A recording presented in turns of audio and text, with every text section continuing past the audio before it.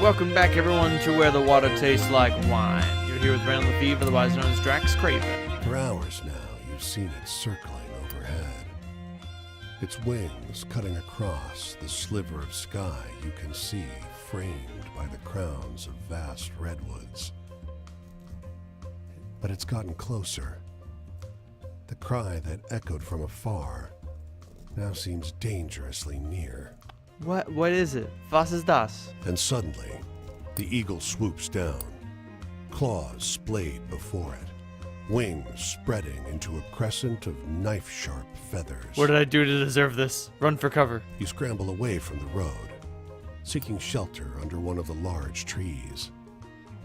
The eagle recedes from sight, but then, as the noise of its cry dims, you hear another noise. Listen. Some dandy's sleek automobile blazing down the road. It nearly clips you. Were you still standing there, you'd be a goner.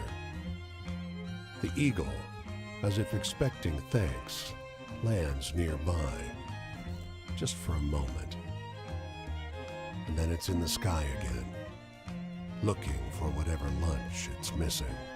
Thanks, pal. The hunting bald eagle. Are you sure we couldn't have spared a scrap for it? A bit of jerky? A corn chip, perhaps? Probably not. What do we have here? Oh no. Is this more whippoorwill, or is this just a crow? The Chinook salmon, having come to the end of its journey, is a grotesque beast. A great curved hump on its back, and that deformed hook of a jaw. The raven perched on it is unusually large, with a fat tuft of black feathers wrapped round its neck like a mane. Watch. With one practiced peck, it strikes at the salmon's blurred eye and pops it like a grape snapping open under your teeth. After tasting the fluid inside, it turns toward you, beady black eyes glinting in dying sunlight. You want some? I can't eat this all by myself. No or hell no. Just no will suffice. Suit yourself. It steadies itself on the carcass, and some of the uric smell wafts over to you. Don't look a gift eyeball in the mouth's what I always say. His voice is throaty and rough, fittingly. What are you here for? If not the salmon. I collect stories. I've been given a mission from the devil. People stories, huh? It tries to preen a stray feather back into place, but it only ends up more crooked. What's so great about people? You should collect raven stories. Much better. Really? Tell me one then. Well, this one's a secret. It flaps its wings and flies towards you, perching on your shoulder. You see, there once was this raven who liked to... And then, instead of finishing his thought, he just snaps at your eye with that sharp needle of a beak. Dodge it. You flinch and close your eyes instinctively, losing your balance and taking an ungainly fall onto the soft sand of the riverbed. Ha! Cries the raven, once again perched on the dead salmon. People always fall for it. You should have seen your face. Fuck off, Raven. Alright. Back to the good old 101. Headed southward, I suspect. Alas, there are tales to collect. Or at least some cash to acquire.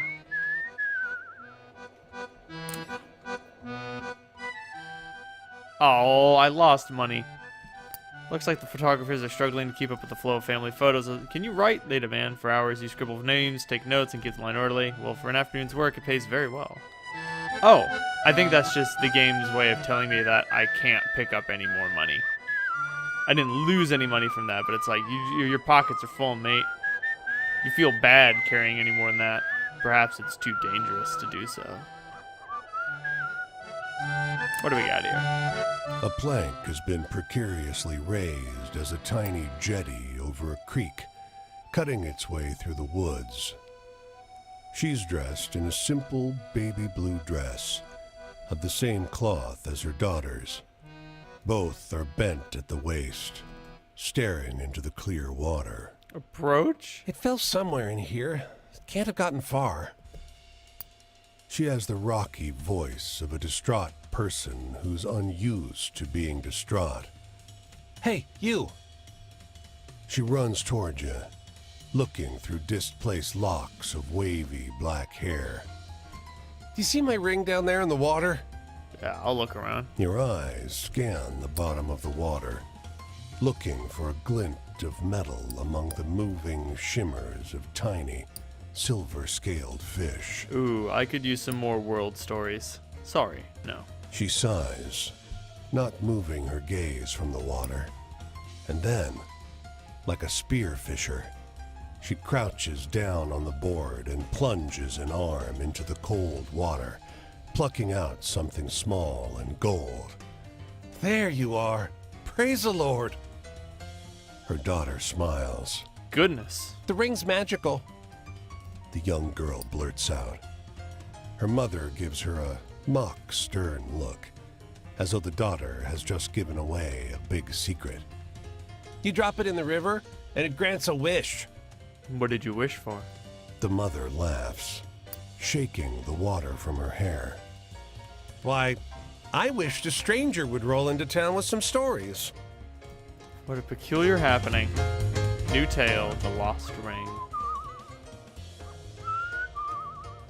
Another lighthouse on the western seaboard this time. Oh, those are just stars off in the ocean. I thought it was something else. I got a little freaked out, to be honest. You want me to cross the road all the way to Hawaii? It's way out there. I don't wanna. Alas, it seems as if all the cars are heading in the wrong direction. Unfortunate. Here's a derelict school building. Shutters nailed shut. Wind-drifted dunes piled against the walls. Broken desks lined up in the basketball court. While you rest on the front porch, the door's open, and someone gives a startled yelp. Homesteaded of the fuck? He's an older man, tidy and unshaven, carrying a toolbox in one hand and brandishing a broom in the other. "Don't squat here," he growls. "We're not abandoned." Bullshit, old man. He gives you a hard look, but relents and joins you in the shade. "I used to teach here," he says, staring off across the baseball diamond. "Now they just pay me to keep the roof up." Move on. The old janitor at the abandoned school. Sad. Let me check my map real quick.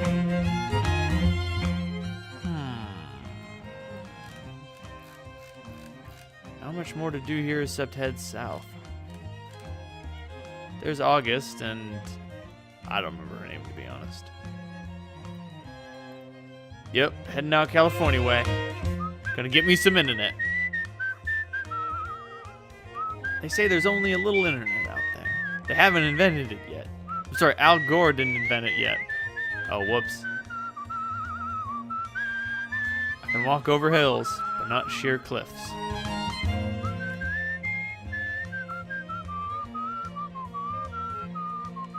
My. Heading my way to San Fran, I suspect. What do we got here? Two brothers stroll up to you in the street, wearing identical scowls and identical steel-toed boots. One spits in front of you. "Don't stay in town overnight," the other says. "No vagrants after dark. I'll sleep rough on the road There's then. no shelter to find on the road, and the night is cold and windy. You doze fitfully under a bush, but at least you're in one piece come morning. The time you were told to leave town. We don't like the looks of you, stranger. I'm sorry. Innsmouth is on the east coast. Heh. Heh. Heh.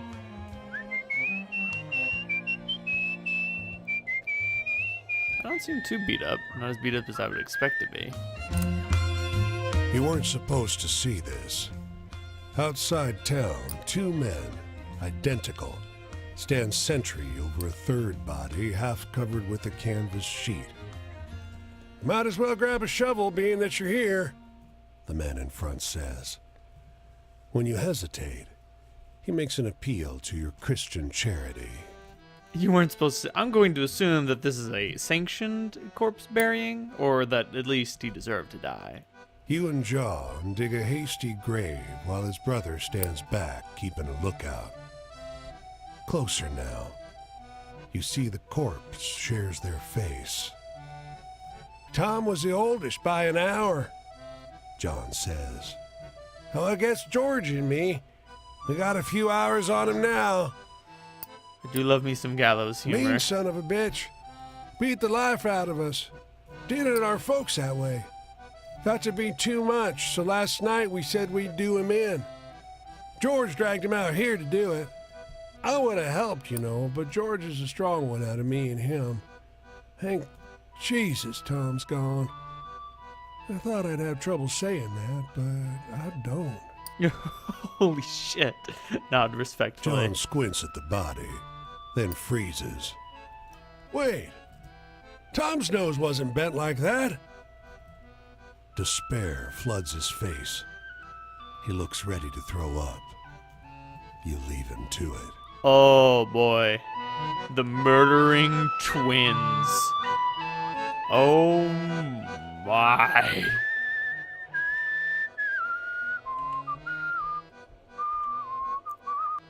Holy shit. It's fucked up, yo. It's fucked up. Yep. Jeez, all these 3 stories coming up all seem to be the same thing. I guess they want to give it to me. Well, the question is, what is it? The bull lounges by this Oh construction shit, hey site, bro. basking in the bitter sun. Upon his head is a silver crown shrouded in tongues of pale fire. Laborers periodically wander past, seemingly unconcerned. The bull catches your eye. You realize you've been staring. I'm not taking that crown, but I will greet the bull. The bull arches his head languidly away from you. I'm waiting for my friend, he informs you airily. Now all the laborers are stopping and staring. Feeling reproved, you mosey along. The bull with the flaming crown. I wonder if they have any relation to the other bull that I met. C.P. Pennebaker. The dandy approaches seconds after you enter the saloon and extends his hand. Syndicated in 16 papers. Trying to find out what life is honestly like for folks like you out here. Oh, Jesus. Trade you a drink for your story? All right, Pennebaker. Let's do it. C.P. Pennebaker takes down your tail in a frenzy. This is precisely what folks want to hear. He cries. He pumps your hand vigorously on his way out the door, leaving you with the bill. Piece of shit. The dandy newspaper reporter who skipped out on his bill. No good, rotten. Nah. I bet that story's a good He one. didn't think the musician would even notice you. He seemed off in his own little world, idly strumming and muttering along in tune.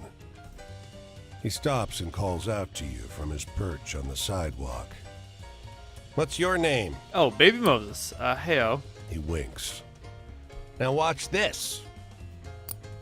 He sings Baby Won't You Please Come Home, but with your name in the lyrics. Now, he says. If you found that meant something to you, and you want to show some of that appreciation, I sure would be obliged. Alright, I still got some cash for you. Mighty obliged. I can see you got the flower prints in your heart. You're about to ask what he means, but his confidential nod suggests that's the end of the conversation. You leave, feeling a little poorer in a lot of ways. Huh.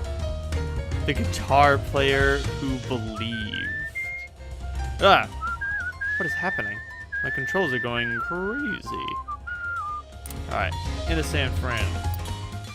I gotta earn some cash real quick. Let's look for some work. Digging holes, not what you had in mind, but damn, they're digging a lot of holes in this park. Foreman assigns you to a work group with a mix of other disheveled men and women and sends you off to take a pit by the water fountain. Keep quiet. Foreman keeps coming by to ask what you found. At one point, you dig up something suspiciously bone-like, and everyone gets really excited. Breaks apart in the foreman's hands, though. Just a rotten steak. Damn. By nightfall, your many holes have turned up nothing interesting. The foreman pays out pretty well, though. Sounds good. Let's grab some crusty sourdough. Yum. Explore. Your knees make a nasty cracking sound with every step.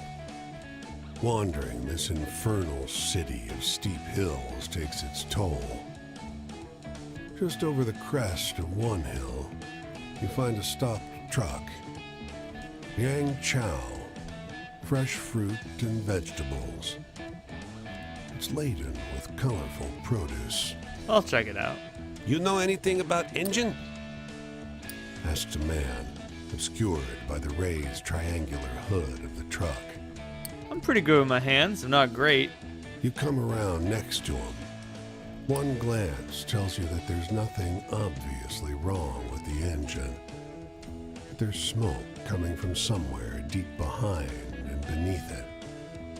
The gearbox, maybe. Sorry, friend. I don't know exactly what's wrong, but I can tell you that thing's broke as hell. Ah, never mind. He just slams down the hood of the truck. Wisps of smoke leaking out of it. He sits on the edge of the truck bed, and you get a good look at him. He's tall, well built. Fans himself with his Panama hat. Sent my brother over to get a real mechanic, but... Well, I can barely keep this running as it is. Wish I still had the farm. He sighs theatrically, surprising himself with his own easy honesty. Sam Liang, landless, broke truck driver. Dad would have been proud. What happened to the farm? Probably had something to do with the Dust Bowl, but what happened to your pa? My old man was, well, he was old. Guys like him didn't get a lot of chances to start a family. He glances around the upwards parabola of the hill, at the placid row houses around you. I was just a kid when it happened. The '06 quake. I can still remember. Barely. Move on. The stuck truck driver.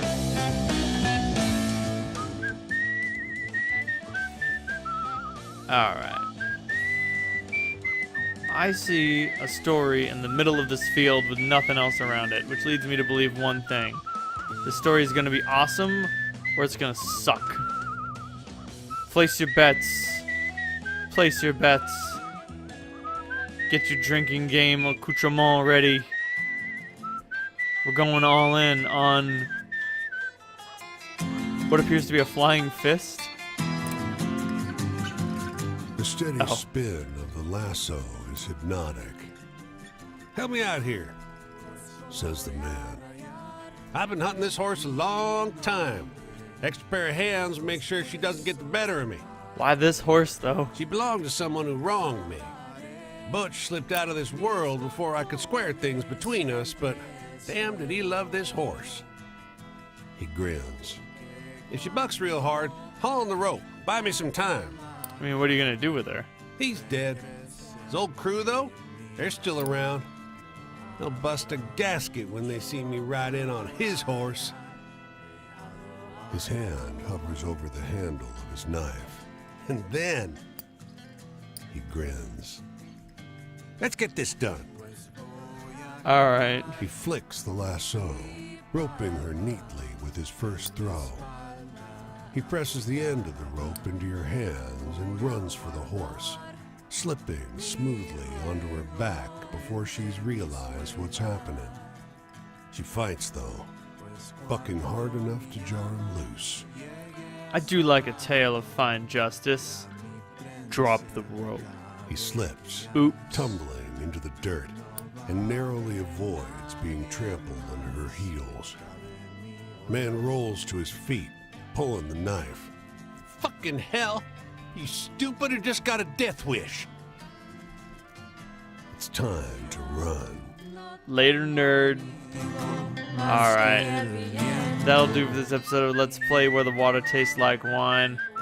I'm gonna keep heading further south. I'll catch up by that store down yonder. Thank you very much for joining me. Good night, y'all.